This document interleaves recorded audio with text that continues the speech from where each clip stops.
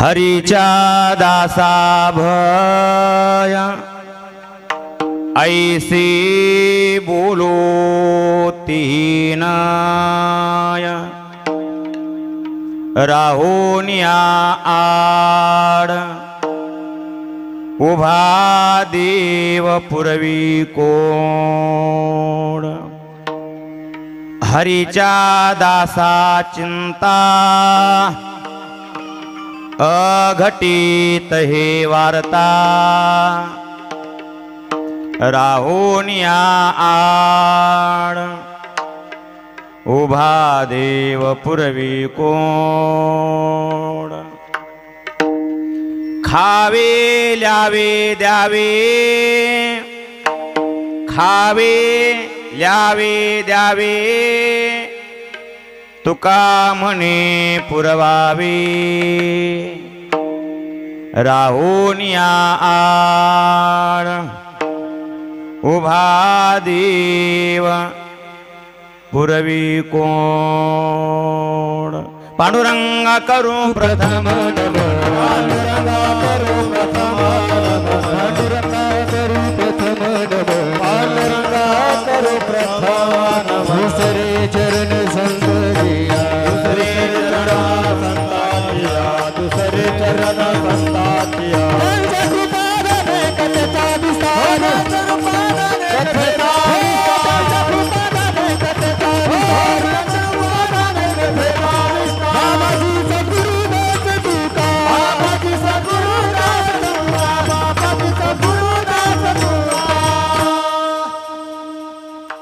हरी पांडुरंगा करू प्रथम नमन दुसरे चरणा संतांचिया त्यांच्या कृपादाने कथेचा विस्तारू बाबाजी सद्गुरु दास तुका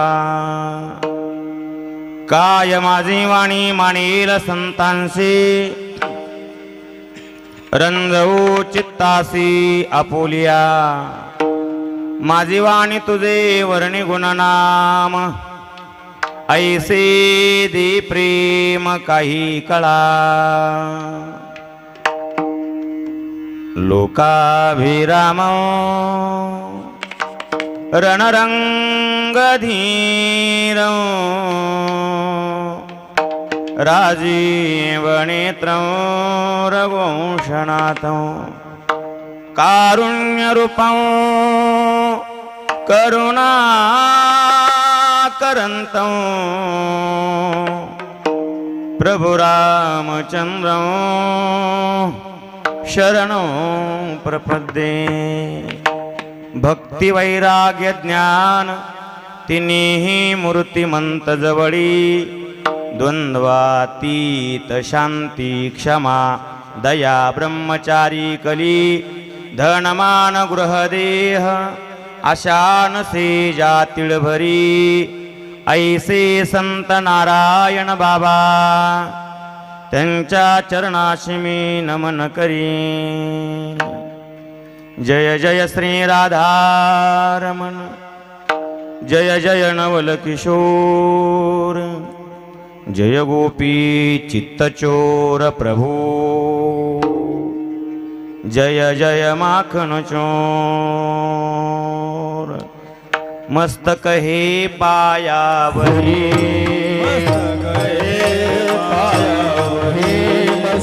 हे पायावरी मस्तक हे पायावरी यवार करी संताचा यवार करी संताचा यवार करी संताचा वार करी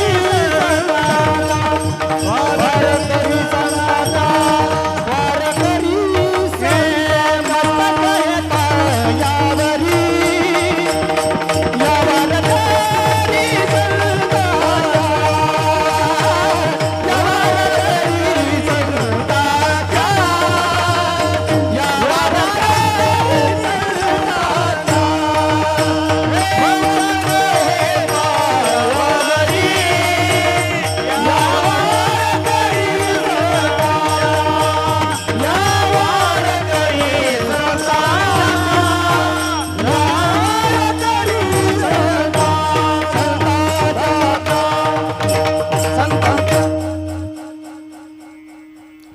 हरीच्या दासा भय ऐसे बोलो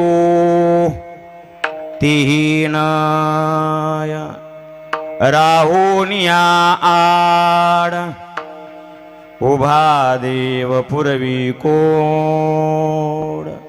प्रस्तुत प्राप्त प्रसंगी प्राप्त स्थळी अखिलकोट ब्रह्मण नायक पंढरीश पांडुरंग परमात्म्याच्या चरण कमलावरती कीर्तनरूपी पुष्प समर्पित करण्यासाठी आपल्या सज्जन माता पित्यांच्या समोर म्हणून दाखवलेला अभंग विश्वसंत विश्वसम्राट विश्व उद्धारक विश्वतारक विश्वाचे माईबाप श्रीमंत श्री संत जगद्गुरु तुकोबारा यांचा 4 चरणाचा आणि अति उच्चतम अवस्थेला प्राप्त झालेल्या भगवत भक्ताचं जीवन कसं भयातीत झाल्यालंय, निर्भय झाल्यालंय, भीतीरहित झाल्यालंय, चिंतारहित झाल्यालंय याचा विचार मांडणारा अभंग आपल्या समोर मांडला. विडाला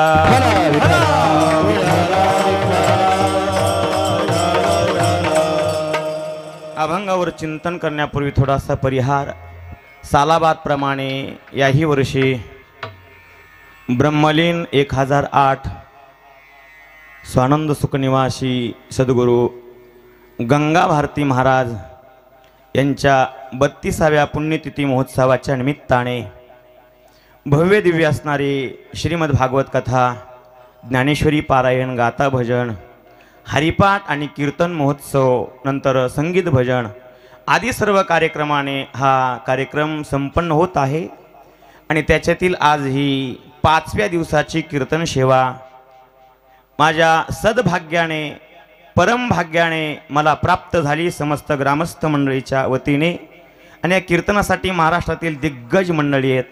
आता ज्यांनी चाल गायली असे आमचे परम आदरणीय संगीत अलंकार सुग्रीव महाराज डाके गुरुजी, त्याचबरोबर संगीत अलंकार अभिमन्यू आभा महाराज, उत्कृष्ट ज्यांचं मृदंग साथीला आहेत आमचे शंकर महाराज फाटे, तबल्यामध्ये खूप ज्यांचं मोठं नाव आहे तबला वादनात असे आमचे नरहरी महाराज दळे, त्याचबरोबर आपल्या गावचं रत्न आमचे दिलीप महाराज काटकर, हनुमान महाराज चव्हाण, माऊली महाराज सोळंके, दयानंद महाराज, देवबाप्पा, इकडं आमचे ऋषी महाराज, ही सर्व महाराज मंडळी सर्वांच्या चरणावर नतमस्तक होतो आणि अभंगाच्या काही शब्दाचं चिंतन करण्यासाठी प्राप्त होतो. विडाला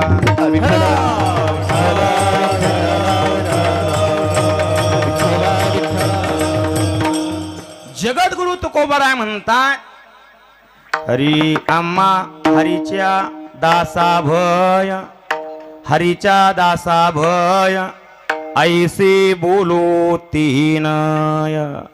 महाराज अभंगात म्हणतात की हरीच्या दासाला भीती आहे असं तुम्ही म्हणू नका. का हो महाराज, तुम्ही म्हणता हरीच्या दासाला भीती नाही, पण तुम्ही कधी शास्त्र वाचलं का? तुम्ही कधी पुराण वाचले का? तुम्ही कधी इतिहास पाहिला का?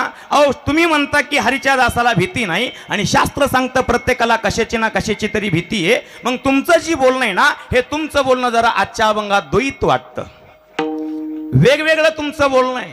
कधी कधी तुम्ही म्हणता की भक्ती अतिशय सोपी आहे आणि कधी कधी म्हणता भक्ती अतिशय कठीण आहे. कधी कधी तुम्ही म्हणता की तीर्थयात्रा केली पाहिजे, तर कधी कधी तुम्ही म्हणता एका जागेवर बसून भजन केलं पाहिजे. कधी कधी तुम्हाला विचारलं आम्ही तुम्ही कोण आहेत, तेव्हा तुम्ही सांगता मी अनाथ अपराधी आहे, तर तेच तुम्ही कधी कधी सांगतात मी वासुदेव आहे. नेमकं तुमचं जी बोलणं आहे ना, हे बोलणं असं द्वैत येतं बघा. कधी कधी तुम्हाला विचारलं महाराज सांगा बरं भक्ती कशी आहे, तर महाराज म्हणले भक्ती पंत अतिशय सोपा आहे. हरी भक्ती पंत बहु सोपा, पुण्य नागवे या पापा, येणे जाणे खेपा, येणेची एके खंडती. महाराज खरं भक्ती सोपी का? महाराज म्हणले कोण म्हणलं भक्ती सोपी? अरे भक्ती एवढी कठीण आहे, भक्ती करणं एवढी कठीण आहे की भक्ती करायची असेल तर सुळावरली पोळी आहे. निवडे तो बळी विरळा शूर, निवडे तो बळी विरळा शूर, निवडे तो बळी विरळा शूर, निवडे तो बळी विरळा शूर. भक्ती त्या कठीण शूळावरील पोळी, भक्ती त्या कठीण शूळावरील पोळी, भक्ती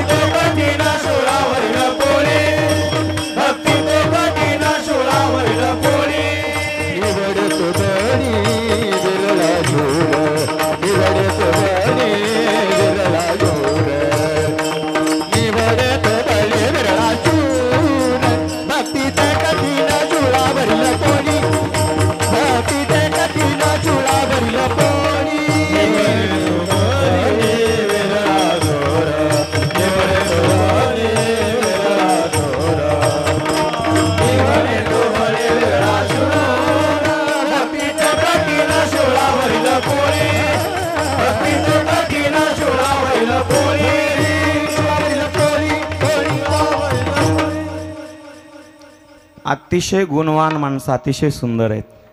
तुमच्याबद्दल बोलावं तेवढं कमी आहे. नाही तर काही काही ठिकाणी लय कठीण प्रसंग येतो. गुणवान असतात पण पक्वाज नसतो. काही काही ठिकाणी पक्वाज असतो, वाजवणारे नसतात. इथं एक नाही, एवढे मोठे वाजवणारे आहेत. या मुलामध्ये सुद्धा वाजवणारे आहेत. वाजवणाराची खाण आहे असं म्हणलं तरी हनुमान महाराज कमी नाही. वाजवणारे एवढे आहेत. काही काही ठिकाणी वाजवणारे असतात पण साहित्य नसतं, पक्वाज नसतो. इथं पक्वाज सुद्धा प्रत्येकापाशी एक एक आहे. अतिशय गोड प्रमाण दिले महाराजांनी की भक्ती अतिशय कठीण आहे. विनोदाचा भाग सोडत जा. भक्ती तो कठीण शुळावरील पोळी. महाराज तुम्ही म्हणता भक्ती कठीण आहे आणि तेच तुकोबर आहे. तुम्ही म्हणता की भक्ती सोपी, भक्त पंत भाऊ सोपा. नेमका भक्ती पंत सोपा हे खरं का भक्ती कठीण आहे हे खरं? बरं जाऊ द्या, भक्ती कठीण आहे मग आम्ही कराव काय? महाराज म्हणले मग काय कर, भक्ती कठीण आहे ना, तू कुठंच जाऊ नको, एवढंच काम कर, एका जाग्यावर बस आणि एका जाग्यावर बसून भगवंताचं भजन कर.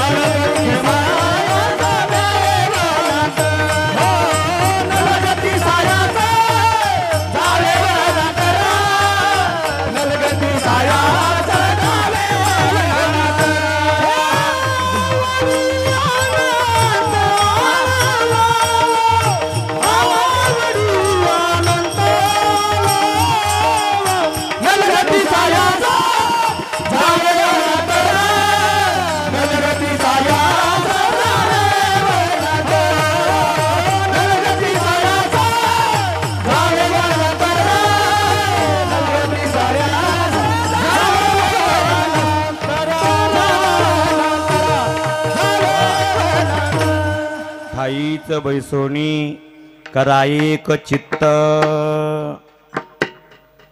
एका जागेवर बसा आणि एक चित्त करा आणि भजन करा. महाराज खरं आम्ही एका जागेवर बसून चित्त करावं का? महाराज म्हणले कोण म्हणलं? मग तुम्हीच म्हणलात ना. महाराज म्हणले अरे तसं नाही, एक काम कर, जवही सकल सिद्ध आहे, हात चालावया पाय, तव तू आपुली सोहित पाही, तीर्थयात्रे जाय चुको नको. महाराज तुम्ही म्हणता एकदा एका जागेवर बसा आणि तुम्हीच म्हणता तीर्थयात्रेला जा. नेमकं तीर्थयात्रा करावी हे बरोबर आहे का एका जागेवर बसावं हे बरोबर आहे? बरं जाऊ द्या, नेमकं तुम्ही म्हणता तीर्थयात्रा करा हे सांगणारे तुम्ही कोण? महाराज म्हणले अरे मी साक्षात वासुदेव आहे आणि हे सांगण्यासाठी तर या मृत्यू लोकामध्ये आलोय.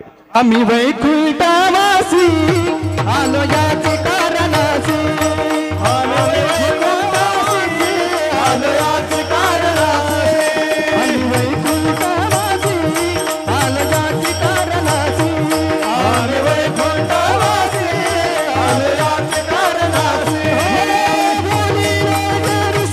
सात भाले भरताया, सात भाले भरताया, झाडू संताच्या मार्ग आडराणी भरले जग, झाडू संताच्या मार्ग आडराणी भरले जग. बोलिले जळसी सात भाले भरताया, सात भाले भरताया, झाडू संताच्या मार्ग आडराणी भरले जग, झाडू संताच्या मार्ग आडराणी भरले जग. आम्ही वैकुंठवासी, आम्ही वैकुंठावरून आलोत. मग वैकुंठावर आले नेमके तुम्ही कोण? महाराजांनी सांगितलं मी वासुदेव तत्वता, कळो येईल विचारिता, आहेत ठाऊक सभागिया संता, नाही तुझा अनिक मागोता गा. महाराज तुम्ही वासुदेव आहेत? महाराज म्हणले कोण म्हणलं मी वासुदेव आहे? अरे मी वासुदेव होण्याचा माझा अधिकार नाही. मग तुम्ही कोण आहेत? महाराज म्हणले मी अनाथ आहे, मी अपराधी, मी कर्महीन आहे, मी मतिमंद आहे. मितव अनाथ अपराधी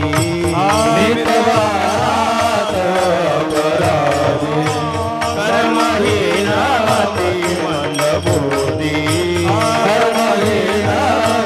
मंदबुद्धी तुझ्या आठविले नाही कधी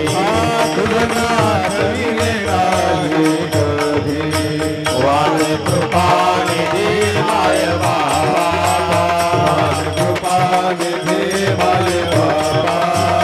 नाही ऐकिले गायले गीत नाही ऐकिले गायले गीत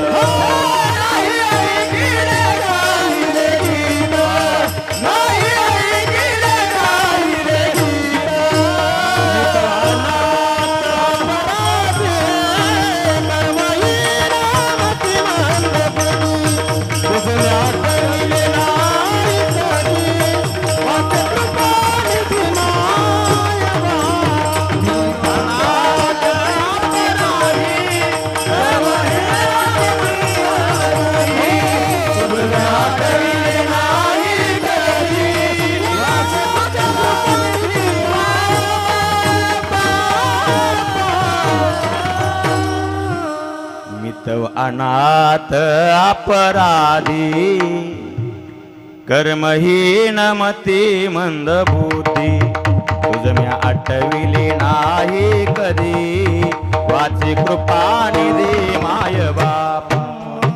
मी अनाथ आहे म्हणतात, कधी मी वासुदेव आहे म्हणतात. मग महाराज तुम्ही वासुदेव आहेत हे खरं का तुम्ही अनाथ आहेत हे खरं?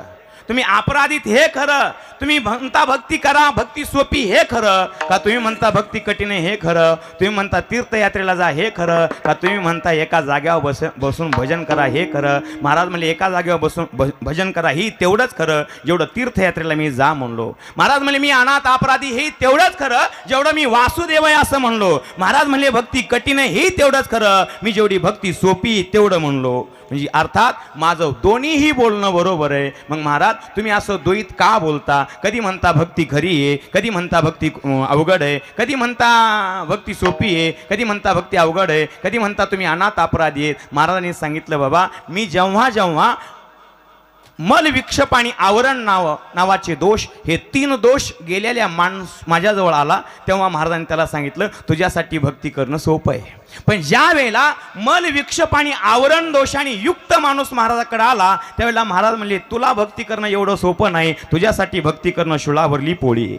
ज्या वेळेला महाराजाकडे आपल्यासारखा एखादा कडून तडफदार गेला त्यावेळेला महाराज म्हणजे तू यात्रा कर जवळ हे सकळ सिद्ध आहे. आणि ज्या वेळेला 95-70 वर्षाचा माणूस महाराजाकडे गेला असेल आणि महाराजांनी त्याला पाहिला असेल आता तुझ्याच्याने यात्रा होणार नाही, आता तू एका जागेवर बसून भजन कर. ज्या वेळेला महाराजांना जीवदृष्टीने विचारलं तेव्हा महाराजांनी सांगितलं मी अनाथ अपराधी. आणि ज्या वेळेला महाराजाला ब्रह्मदृष्टीने विचारलं त्यावेळेला महाराजांनी सांगितलं मी वासुदेव आहे. अर्थात महाराजांनी जो उपदेश केला तो उपदेश समोरचा अधिकारी जसा असेल तसा त्या अधिकाऱ्यानुसार महाराजांनी उपदेश केला. साहे ओजे त्यास तेचे देव साहे ओजे त्यास तेचे देव साहे ओजे त्यास तेचे देव साहे ओजे त्यास अधिकार तैसा करू उपदेश अधिकार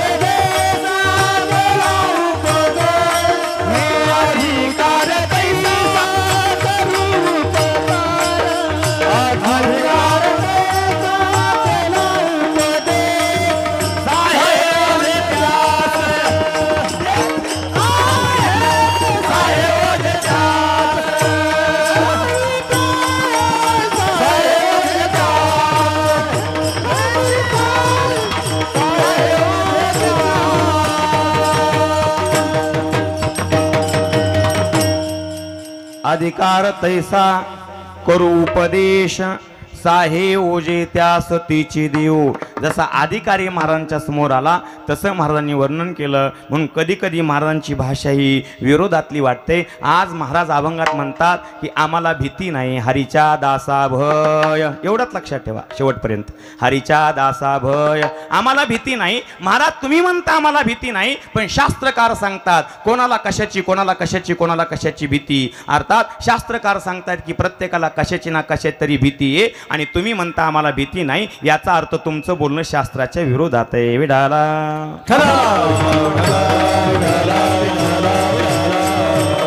काय बोलतात शास्त्रकार ऐका.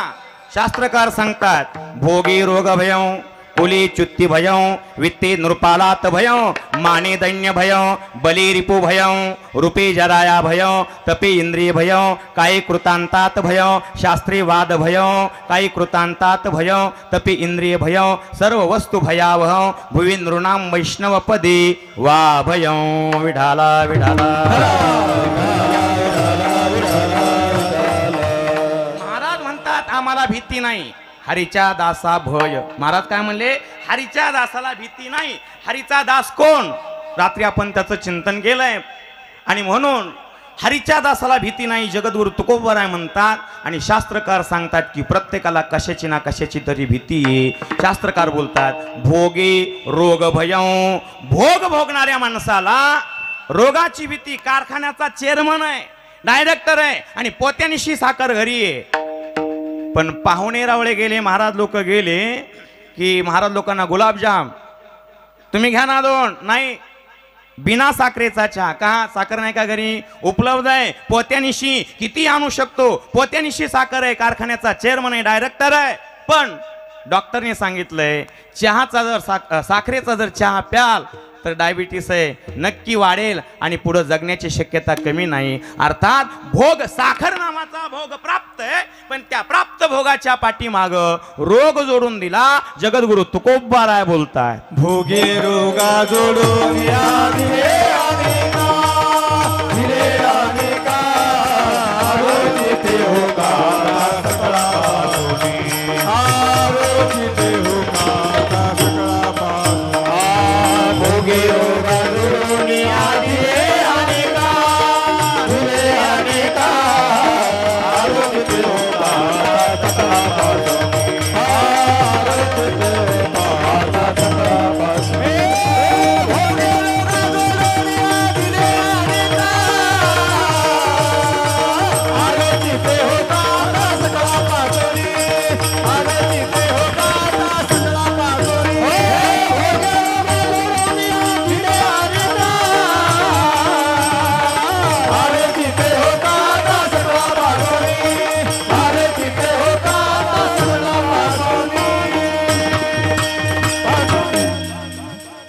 भोगे रोगा जोडोनिया दिले अनेका. भोगाच्या पाठीमागं रोग जोडलाय, म्हणजे ज्याच्याकडे भोग प्राप्त आहे त्याला रोगाची भीती. म्हणून शास्त्रकार बोलतात भोगी रोग भयं, कुली चुत्ती भयं. कुलवान माणसाला आपलं कुळ भ्रष्ट होण्याची भीती वाटते. अरे न जाणू एखाद्या कुळामध्ये कोणी जर निंदनीय काम केलं तर तोंड काळं होईल, भीती वाटते. आपलं कुळ बर्बाद होईल, कुळ कलंकित होईल. अर्जुनाला तेच वाटत होतं. अर्जुन मोठ्या दिमाकात देवाला म्हणला होता सेनयोरुभयोर मध्ये रथम स्थापय मेच्युत. हे अच्युत, माझा रथ दोन्ही सैन्याच्या मध्ये उभा कर. भगवंताने केला उभा, आणि उभा केल्यानंतर समोर पाहिलं भीष्माचार्य, कृपाचार्य, द्रोणाचार्य, 100 कौरव.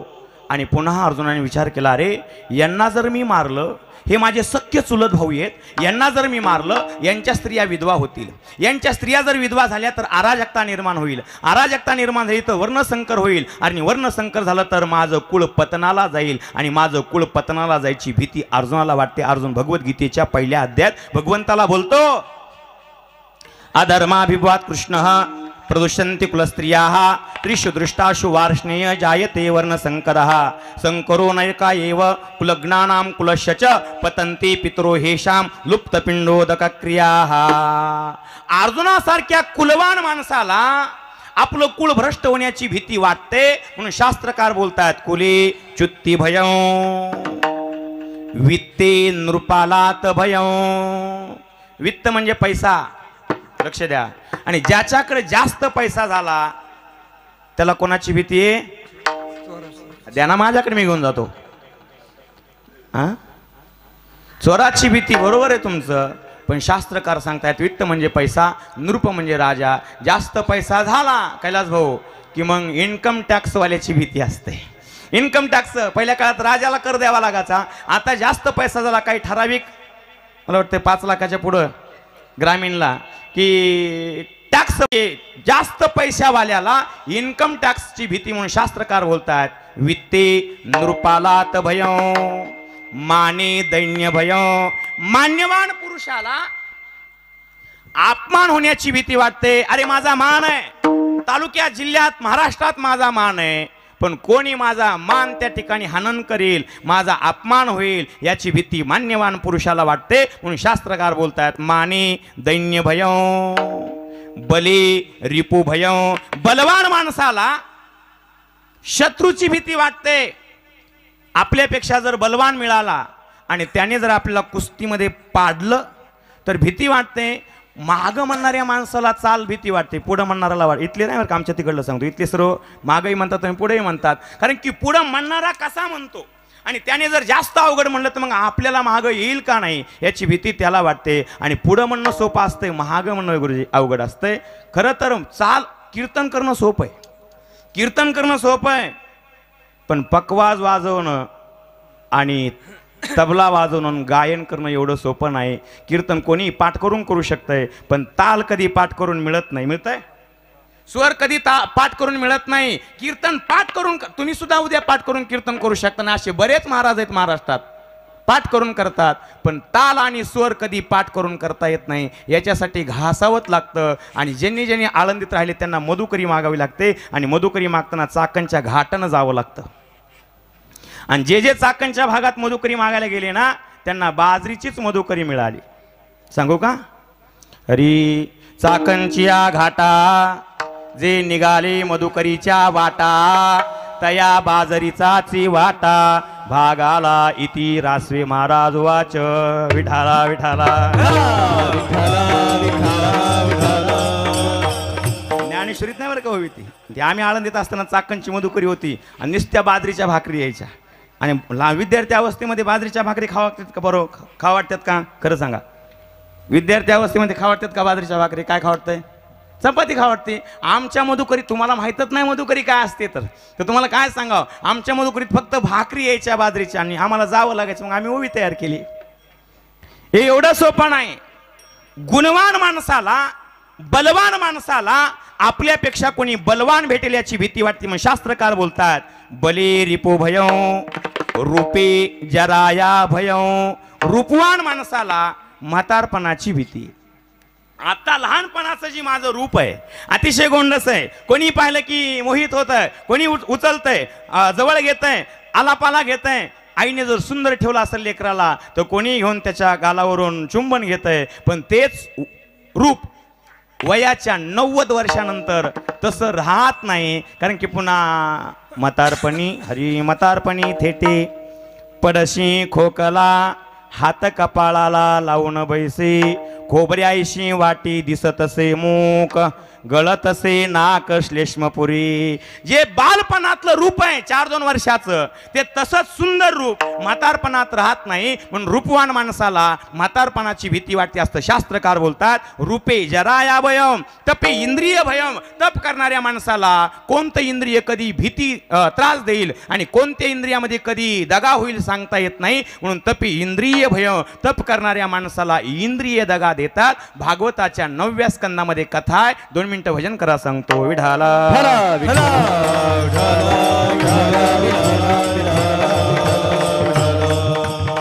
सौभरी नावाचा ऋषी आहे. सौभरी काय नाव ऋषीचं? झोपले का? सौभरी. आणि त्या सौभरी नावाच्या ऋषीने हजारो वर्ष यमुनीच्या काठावर बसून तपश्चर्या केली. हजारो वर्ष केली. एक दिवस तपश्चर्यातून तो बाहेर आला, समाधीतून बाहेर आला.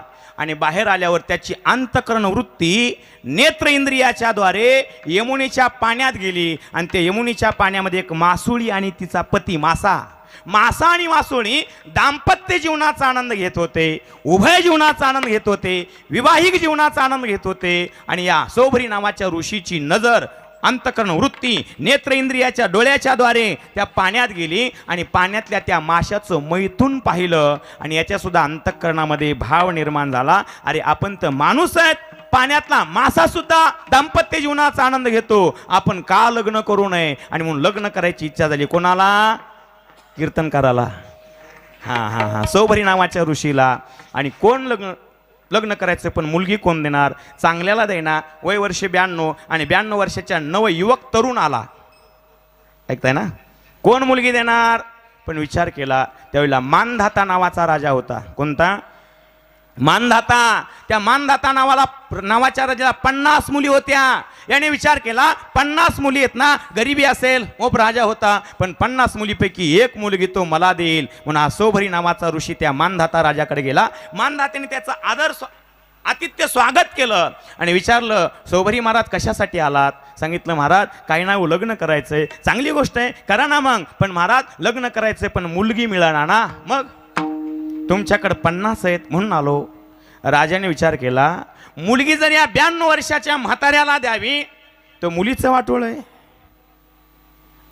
आणि नाही द्यावी, हा महात्मा तपस्वी आहे, 1000 वर्ष तपश्चर्या केली आहे, शाप देऊन भस्म करून टाकील, काय करावं? कोणता असा बाप बसलाय की आपली मुलगी वयस्कर माणसाला देईल? कोणी देणार नाही ना. म्हणून काय करावं विचार केला. त्यावेळेला सोभरी नावाच्या ऋषीने तपश्चर्येच्या बलावर देवाच्या डॉक्टरला अश्विनी कुमारांना बोलवलं. आणि त्या अश्विनी कुमारांनी या सोभरी नावाच्या ऋषीला असं चमनप्रास खाऊ घातलं की त्यामुळं सोभरी ऋषी 92 वर्षाचे वय संपून 22 वर्षाचे दिसू लागले, टवटवीत दिसू लागले, लुसलुसीत दिसू लागले, अतिशय युवा दिसू लागले, तेज दिसू लागलं. आणि पुन्हा सोभरी ऋषी त्या 50 मुलीच्या समूहामध्ये गेल्या आणि त्या 50 मुली आता भांडू लागल्या आपसामध्ये, नाही नाही याच्याबरोबर मला लग्न करायचंय, मी लग्न करणार, याच्याबरोबर लग्न करणार, मीच करणार. दुसरी म्हणली, अगं तू माझ्यापेक्षा लहान आहेस, मोठ्या बहिणीचं सोडून तू कशी लग्न करणार? मी करणार. त्या 50 मुलीमध्ये वाद सुरू झाला. आणि वाद सुरू झाल्यावर सोभरी ऋषीने सांगितलं, घाबरू नका, वाद करू नका, भांडण करू नका, आजपासून तुम्ही 50ला 50 मुली माझ्या पत्न्या, माझ्या म्हणजे माझ्या नाही, सोभरी नावाच्या ऋषीच्या 50 मुली पत्न्या झाल्या आणि 5000 मुलं जन्माला आले. किती? आणि पुन्हा 2025ला सोभरी ऋषी जाग्यावर आले आणि पुन्हा विचार केला, हरी कसा होतो मी, काय होतो मी, आर देवा, काय करू जीवा, आता कसं होईल? आता गेल्या अर्ध्या गौऱ्या मसनात, आता कसं होणार आहे? आता फक्त राम बोलोच राहिलंय. पण 500 मुलं जन्माला, 5000 मुलं जन्माला आल्यावर विचार केला, हजारो वर्ष केली तपश्चर्या, मुलांना जन्माला घालण्यामध्ये वायाला गेली, देवप्राप्तीकडे गेली नाही. कशामुळे? फक्त डोळ्यामुळे. डोळ्याने पाण्यातलं मैथून पाहिलं आणि म्हणून हजारो वर्ष केली तपश्चर्या इंद्रियामुळे वाया गेली. म्हणून जगद्गुरु शास्त्रकार सांगतात, हरी तपे इंद्रिय भयं, तप करणाऱ्या माणसाला इंद्रियाची भीती. आणि जगद्गुरु तुकोबाराय सुद्धा बोलतात, तपाशी तो मन करू पाहे घात, तपासी तो मन करू पाहे घात, तपासी तो मन करू पाहे घात, तपासी हे मन करू पाहे घात, धरोनी संगत इंद्रियाचे, धरोनी संगत इंद्रियाचे, हे धरोनी संगत इंद्रियाची, तपासे तो मन करू पाहे घात, तपासे तो मन करू पाहे घात, धरोनी संगत इंद्रियाची, धरोनी संगत इंद्रियाची, ओ धरोनी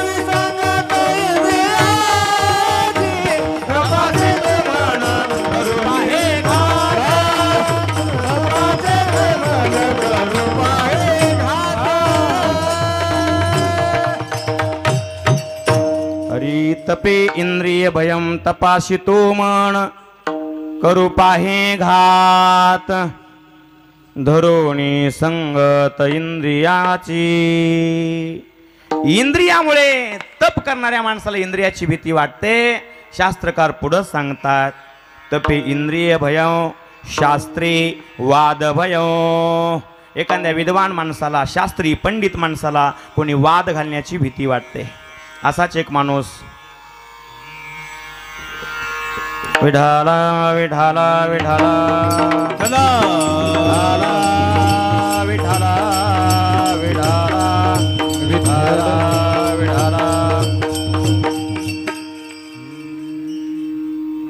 असाच एक माणूस 12 वर्ष काशीत राहिला. काय केलं त्यांनी 12 वर्ष? हा काशीत राहिला. मला वाटलं काशी केली म्हणता काय.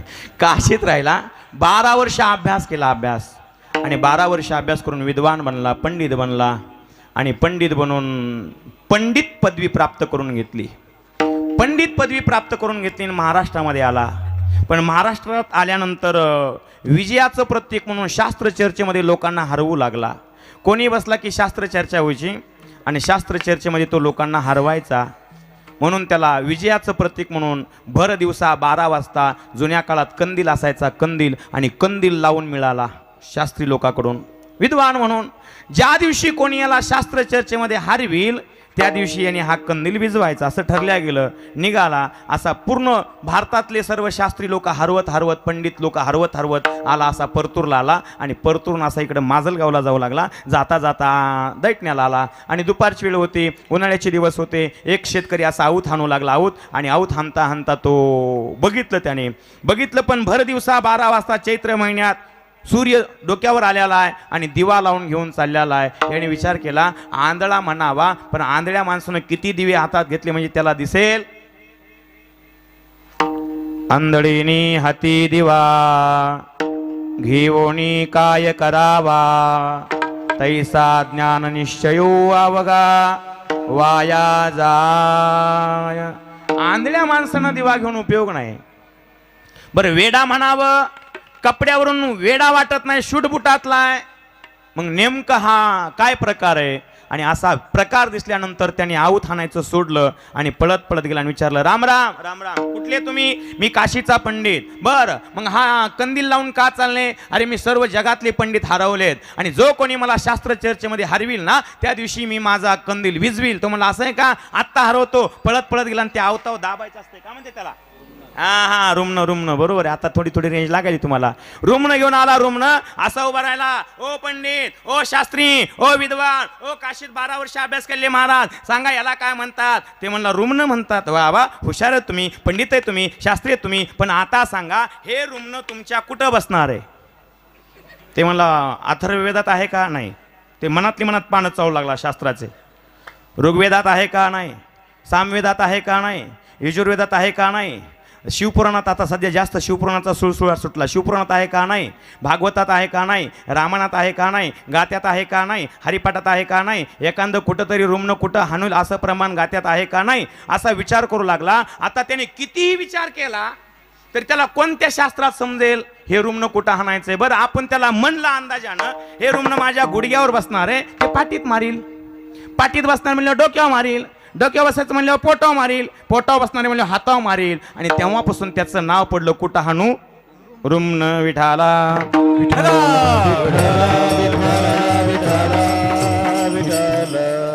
असा कितीही विद्वान माणूस असला आणि अशा विद्वान माणसाला जर असा आडमुठ प्रश्न विचारला तर अशा आडमुठ प्रश्न विचारणाराची भीती शास्त्रकार बोलतात विद्वान माणसाला वाटते. म्हणून शास्त्री वाद भयं. शास्त्री विद्वान माणसाला वाद होण्याची भीती वाटते. नोहे तर प्रत्येक माणसाच्या शरीराला सुद्धा काळाची भीती. काळी कृतांतात भयं. देह जाईल याशी काळोबा खाईल. देहाची माता काळाची तो सत्ता. मनोनी सर्वता घोकाराम. आधी मधी अंती काळ लागला आहे. क्षणोक्षणा पाहे वाट तुझी. या शरीराला काळाची भीती आहे, म्हणून शास्त्रकार सांगतात प्रत्येकाला कशाची ना कशाची धरी भीती आहे. सर्व वस्तू भयावहं भुवी नृणाम वैष्णव पदे वा भयं. पण जगाच्या पाठीवर एकमेव ठिकाण एकच आहे, जे साधूच आहे, जे संताच आहे, जे हरिदासाचं आहे, ज्या हरिदासाच्या जीवनामध्ये भीती नाही. म्हणून तुकोबराय सांगतात आम्ही हरिदासत आणि आमच्या हरीच्या दासाला भीती आहे. असं तुमचं बोलणं बरोबर नाही. अभंगाचं हरीच्या दासा भया, हरीच्या दासा भया, हे हरीच्या दासा भया, हरीच्या दासा भया, हो हरीच्या दासा, हरीच्या दासा,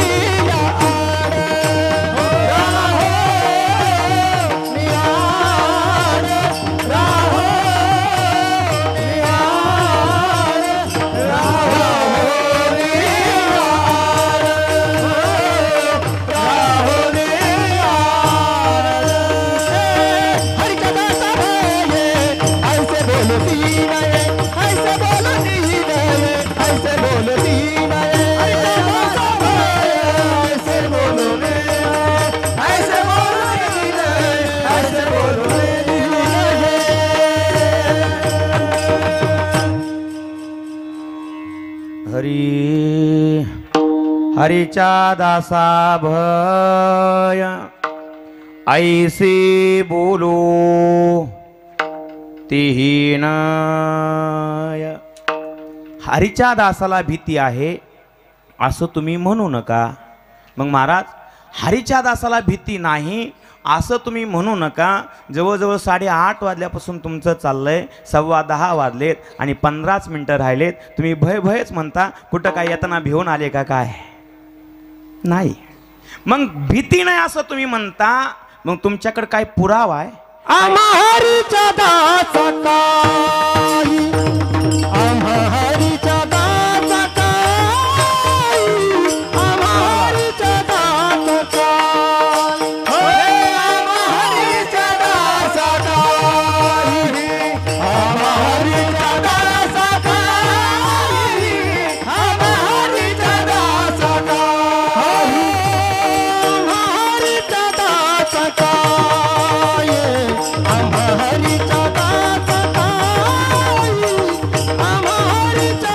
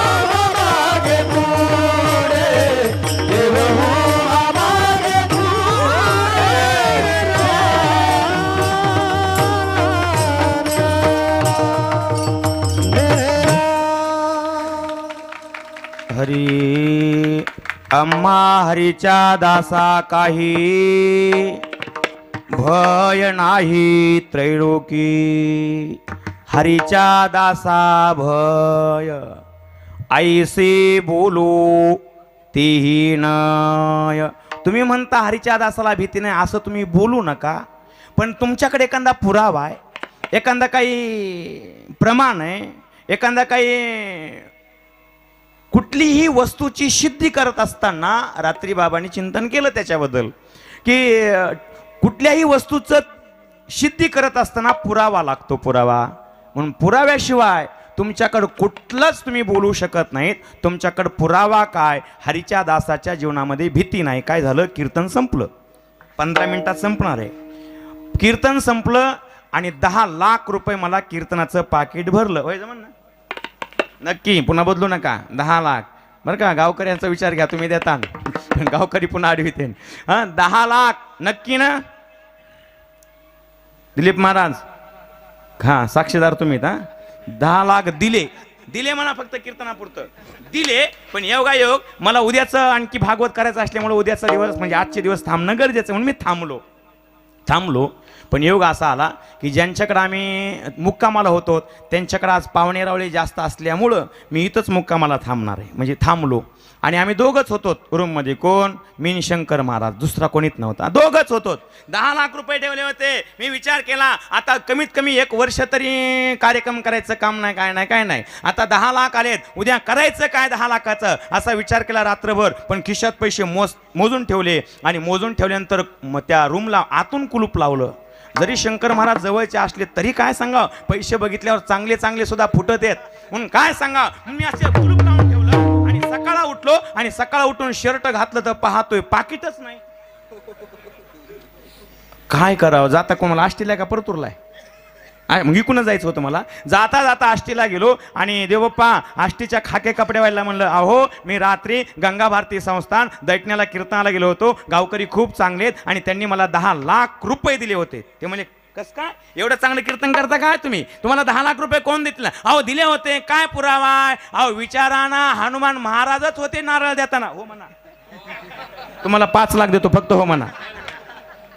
हो म्हणा. काय ठीक आहे. ते म्हणले एक पुरावा जमत नाही.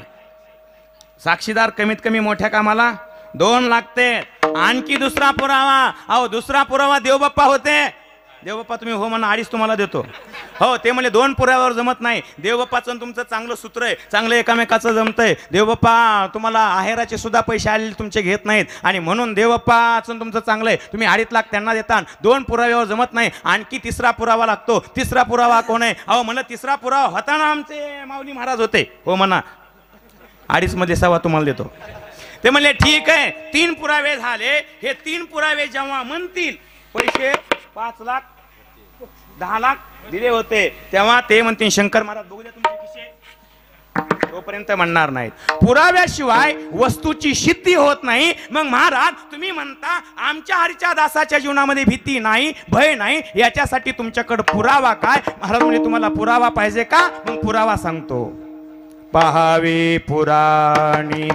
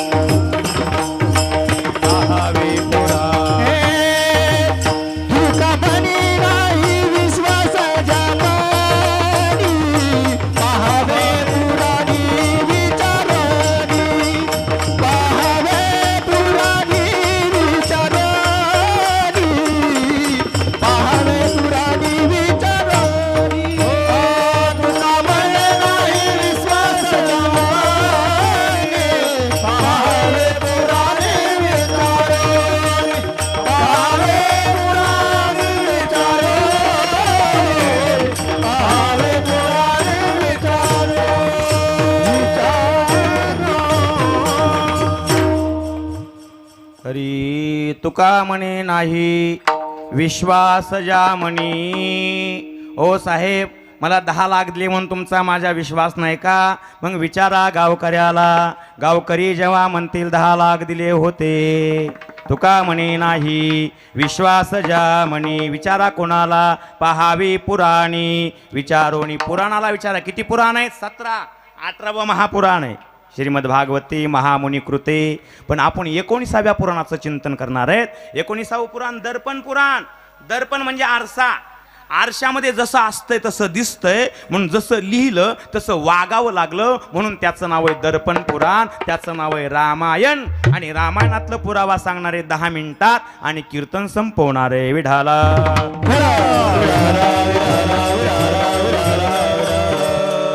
आईसे बोलू तेही न याच्याबद्दल मला बोलायचंय थांबायचंय राम प्रभू वनवासाला जातात आणि वनवासाला गेल्यावर सीता मातेला रावण घेऊन जातो आणि सीता मातेला घेऊन गेल्यानंतर समुद्रावर लंकेवर जाण्यासाठी समुद्रावर सेतू बांधला जातो आणि सेतू बांधल्यानंतर रामप्रभू सर्व 18 पद्म वानर अयोध्येत लंकेत जातात आणि लंकेत गेल्यानंतर रावणाला मारतात पण रावण मरायच्या अगोदर रावण युद्ध करण्यासाठी येतो आणि रावण युद्ध करण्यासाठी येतो तेव्हा बिभीषण युद्धाला पुढे निघतो पण बिभीषण पुढे निघतो भावार्थ रामायण वाचणारी माणसं आहेत बिभीषण पुढे येतो तेव्हा रामप्रभू लक्ष्मणाला सांगतात की लक्ष्मणा बिभीषण आपला शरणांगत आहे आणि माझं ब्रीद वाक्य जो मज होय अनन्य शरण त्याचे निवारी मी जन्म मरण म्हणून मला माझा शरणांगत बिभीषण आहे लक्ष्मणा बिभीषणाच्या केसालाही धक्का लागला नाही पाहिजे म्हणून तू जा आणि लक्ष्मण जातो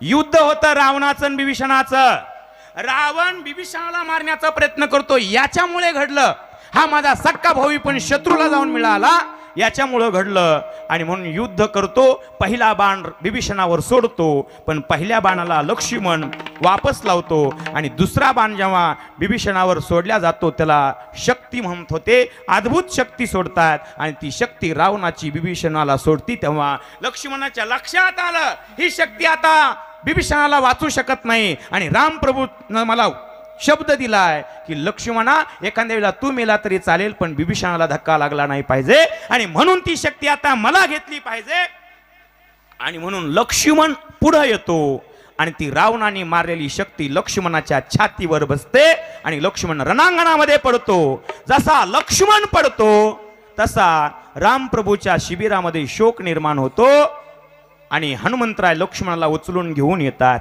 रामप्रभू बसले आलेत नळ नीळ सुग्रीव जांबुवंत अंगद हनुमान आदी करून सर्व 18 पद्मवानर गोल बसले आलेत सर्वांच्या मध्यभागी राम आहेत आणि रामप्रभूच्या मांडीवर लक्ष्मणाचं डोकं आणि रामप्रभू शोक करतात लक्ष्मणा उठलं पाहिजे तुला आलं पाहिजे लक्ष्मणा तुला अरे लक्ष्मणा तू जर अयोध्येमध्ये नाही आला ना आणि मी जर गेलो ना तर गेल्या गेल्या मला लोक म्हणतील अरे हा कसला राम स्वतःच्या बायकोच्या शोधासाठी सख्या भावाला याने मारलं उद्या इतिहास माझ्याकडे बोट करेल म्हणून लक्ष्मणा तुला उठलं पाहिजे आलं पाहिजे तुला लक्ष्मणा अरे लक्ष्मणा खरं सांगू का वनवास तर माझ्यासाठी होता रे पण तू माझ्या सेवेसाठी वनवासाला आलास अरे किती माझ्यासाठी कष्ट केले 14 वर्षे उपवासी राहिलास झोपला नाहीस माझी अहोरात्र सेवा केली माझे पाय दाबले जळण आणलं फळं आणले मुळं आणले कंद आणले सीता मातेचं लक्षण केलं आणि आता जर मी तुला न घेता जर अयोध्येत गेलो ना तर मला अयोध्येत जाता येणार नाही नकोय मला अयोध्या नकोय मला सीता पण लक्ष्मणा तुला अयोध्येमध्ये आलं पाहिजे रामप्रभू शोक करतात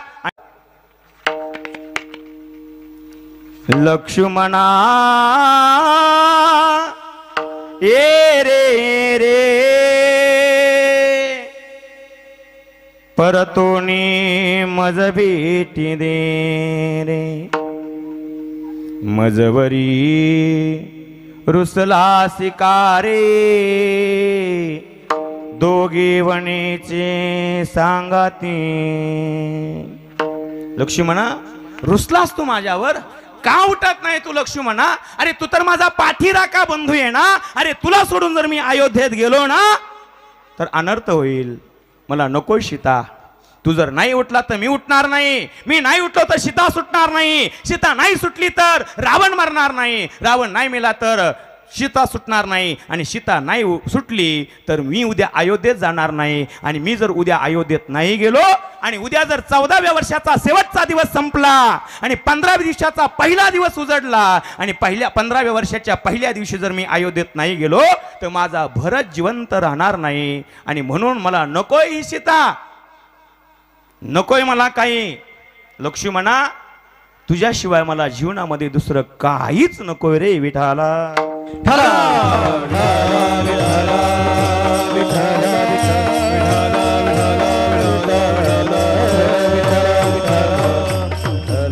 सीता न लगे मज सर्वथा काय मुख दाखवू त्या भरता. काय उत्तर देऊ तिघी माता बंधू सखा अंतरला.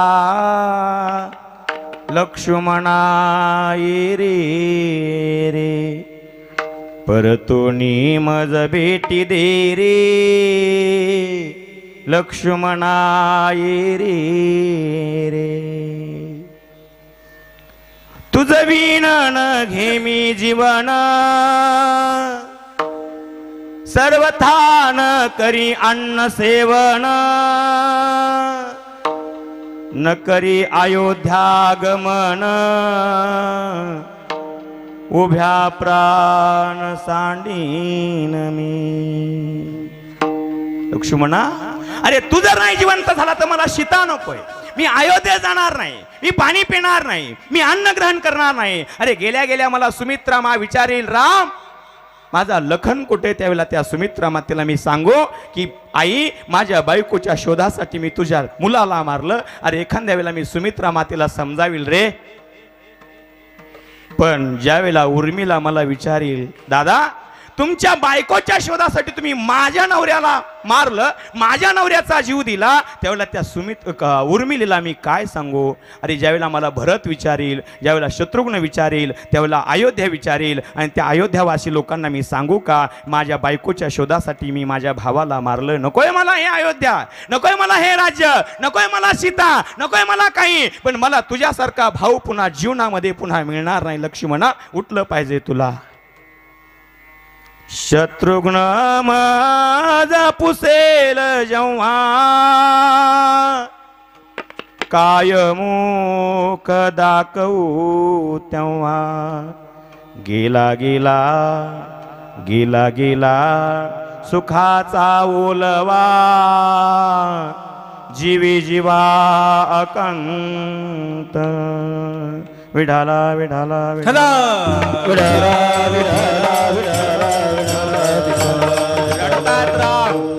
रडणाऱ्या रामाला विभीषण सांगतायत, रामप्रभू रडू नका.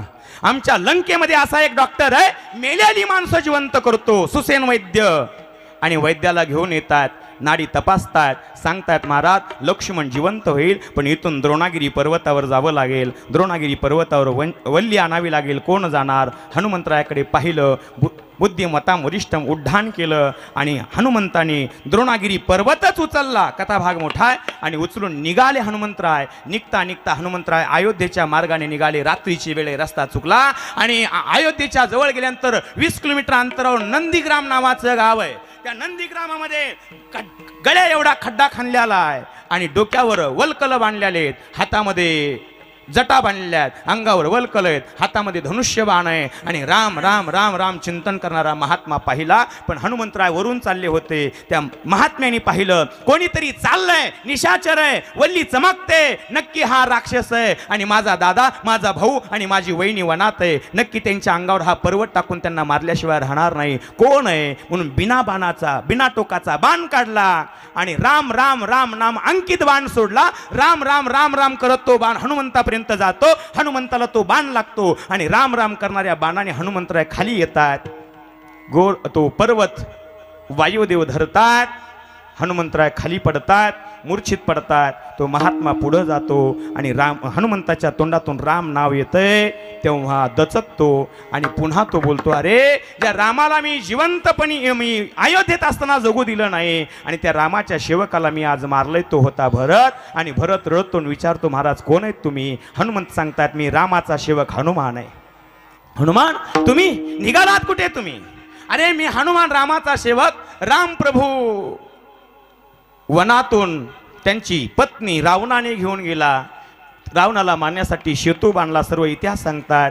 आणि युद्ध सुरू आहे आणि युद्ध सुरू असताना रावणाची शक्ती लक्ष्मणाला लागली. लक्ष्मण रणांगणामध्ये पडलाय आणि त्या लक्ष्मणाला उठवण्यासाठी मी ही वल्ली घेऊन चाललोय. ऐकलं भरताने, डोळ्यात खळखळ खळखळ अश्रू वाहत आहेत. 14 वर्ष होत आले होते. वनातला समाचार आज भरताला कळतो. भरत रडतो पण हनुमंताला सांगतो की हनुमान महाराज चुकलं माझं, क्षमा करा. पण तुम्ही इथपर्यंत आलात ना, माझ्यासाठी फक्त काही क्षणभर तुम्ही अयोध्येत चला. आणि हनुमंतराय अयोध्येत येत आहेत. शोकाकुल होती अयोध्या. लक्ष्मण मरणार आहे, मुखाच्या दाढेत आहे. सूर्य उदयापर्यंत जर हनुमान नाही गेला ना तर लक्ष्मण जिवंत राहणार नाही. अख्ख्या अयोध्येला माहीत झालं. भरत एकाएकाचा परिचय देतो. ही कौशल्या माय, ही सुमित्रा माय, ही कैकयी माय, ही मांडवी आहे, ही श्रुतकीर्ती शत्रुघ्नाची पत्नी, हा शत्रुघ्न आहे, हा सुमंत प्रधान आहे. एकाएकाचा परिचय देतो. अख्खी अयोध्या रडते. आणि पुढं जाता जाता जाता गेल्या 14 वर्षापासून हातामध्ये दुधाचा ग्लास घेऊन एक पात्र उभं आहे. आपल्या नवऱ्याला दूध घेऊन निघाली होती. पण नवरा आपला रामाचा सेवक आहे. रामाला वनवास मिळाल्याबरोबर बायकोला न सांगता वनात निघून गेला होता ना, त्या नवऱ्याची वाट पाहते. 14 वर्ष झाले हातात ग्लास दुधाचा घेऊन उभी, रडत नाही, स्तब्ध आहे, डोळ्यावर स्मित हसते. हनुमंताने एकाएकाचा परिचय विचारता विचारता विचारता त्या हातात दुधाचा ग्लास घेतल्या पात्राजवळ हनुमंत जात आहेत हनुमंतराय आणि विचारतायत, मा तू रडत नाही, तू स्तब्ध आहेस, तुझा त्या लक्ष्मणाचा काही संबंध नाही का ग? तेव्हा ती हातात दुधाचा ग्लास घेतलं, पात्र करडते. हनुमान, अरे ज्या लक्ष्मणाचा माझा संबंध आहे ना, तो त्रिभुवनामध्ये कोणाचा नाही. त्या लक्ष्मणाची अर्धांगिनी पत्नी बायको मी, मला उर्मिला म्हणतात. विठाला विठाला विठाला विठाला विठाला. उर्मिला मा तू हसतेस? हा हनुमान, मा तुझं सौभाग्य मृत्यूच्या मुखामध्ये. मी जर सूर्य उदयापर्यंत जर अयोध्येतून लंकेत नाही गेलो तर तुझं कपाळावरचं कुंकू उद्या राहणार नाही. तू हसतेस, तुला दुःख वाटत नाही, तुला भीती वाटत नाही, तुला आता भय वाटत नाही. त्यावेळेला उर्मिला मा विचारते हनुमंताला, हनुमान मला सांग लंकेमध्ये काय चाललंय? हनुमान परत एकदा सांगतायत, मा लंकेमध्ये असं चाललंय की लक्ष्मणाला शक्ती लागली. लक्ष्मण रामप्रभूच्या मांडीवर डोकं ठेवून झोपले आलेत. रामप्रभूचे केस रामप्रभूचे हात लक्ष्मणाच्या केसामध्ये फिरतात आणि रामप्रभू शोक करतात आणि बोलतात, लक्ष्मणा उठलं पाहिजे, तुला आलं पाहिजे तुला अयोध्येमध्ये. तू जर अयोध्येमध्ये आला नाही तर मी जाणार नाही. रामप्रभू रडत आहेत मा आणि शोक करतात आणि लक्ष्मणाला हाक मारतात, ये रे रे लक्ष्मणा,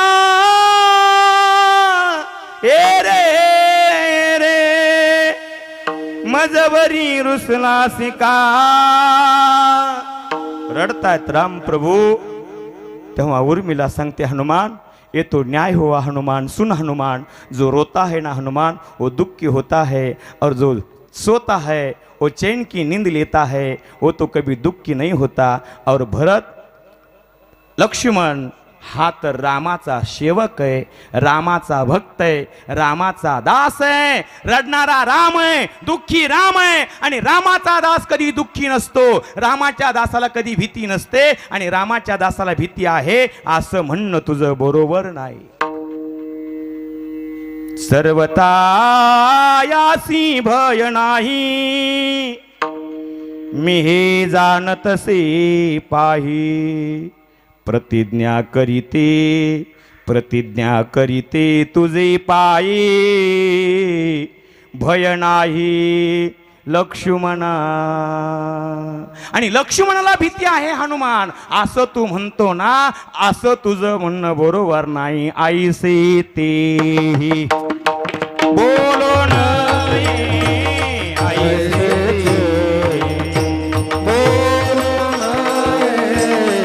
ऐसे बोलो ऐसे दे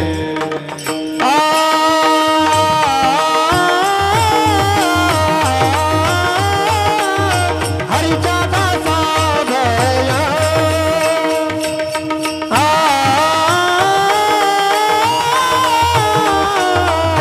हरिचा दासा भया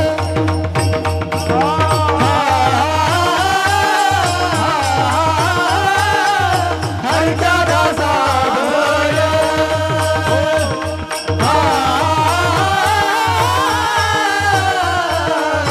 हरिचा दासा भया ऐसे बोलो ते ही नय ऐसे बोलो ते ही नय ऐसे बोलो ते ही नय ऐसे बोलो ते ही नय आ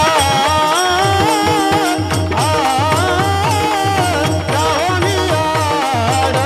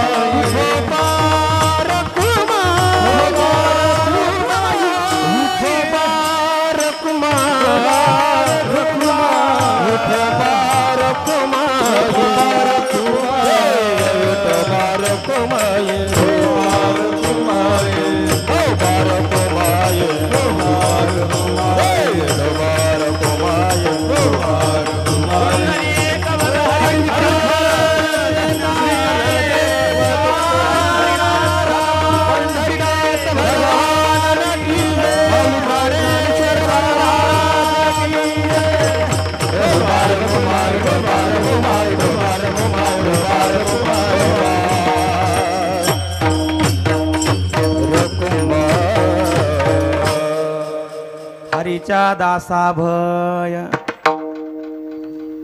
हरीच्या दासाला जरी भीती असली तरी पुरावा सांगतो की उर्मिला म्हणते लक्ष्मण हरीचा दास आहे आणि हरीच्या दासाला भीती आहे हनुमान, असं तू म्हणू नको. ऐसे तेही बोलो न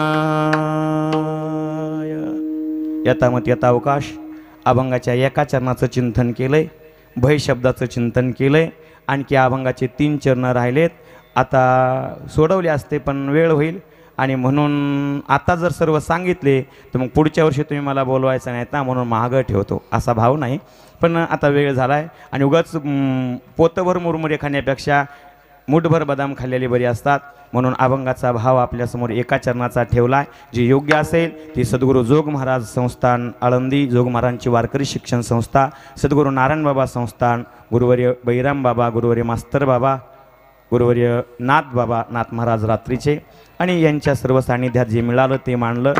गंगा भारती महाराजांनी मला जे सद्बुद्धी दिली ते आपल्यासमोर मांडलं. जे योग्य असेल ते गुरुदेवांचं आहे, जे चुकीचे असेल ते माझ्या बुद्धीचे दोष असतील. पुन्हा एकदा सर्व गावकरी मंडळी, भजनी मंडळी सर्वांना नतमस्तक होतो आणि सेवेला पूर्णविराम देतो. ज्ञानेश्वर माऊली. ज्ञानेश्वर माऊली.